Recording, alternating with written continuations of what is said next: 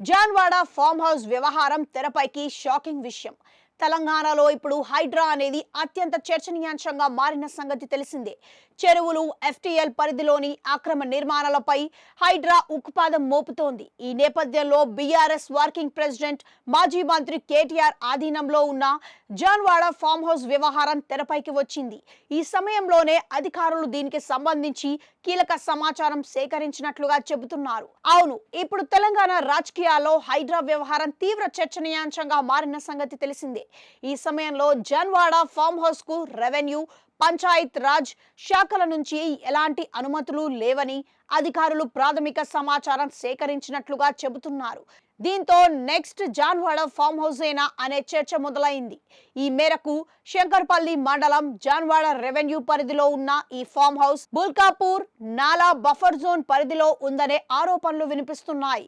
ఈ నేపథ్యంలో Chevella revenue division అధికారులు ఇంటర్నల్ గా దీనికి సంబంధించి పలు కీలక అంశాలను సేకరించారని అంటున్నారు.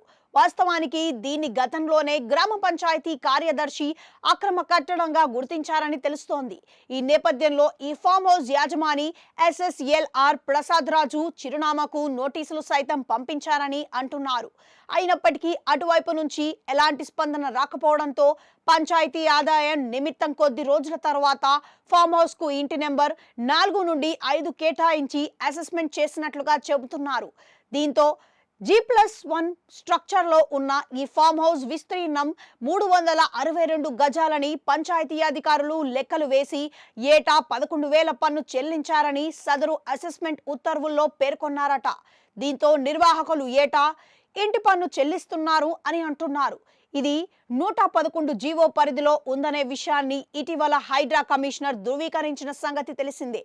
అయితే ప్రస్తుతం బుల్కాపూర్ నాలా పరివాహక ప్రాంతాల్లో రెవెన్యూ, ఇరిగేషన్ శాఖ అధికారులు సర్వే పూర్తి చేశారని, కీలక సమాచారం సేకరించారని, ఈ ఫామ్ హౌస్ నాలా బఫర్ జోన్లోకి వస్తుందా లేదా అనేది నిర్ణయించుకున్న తర్వాత ఈ వివరాలకు కలెక్టర్లు అందజేస్తాయని తెలుస్తోంది. దీంతో ఈ విషయంపై ఎలాంటి నివేదిక రాబోతుందనేది ఆసక్తిగా మారింది.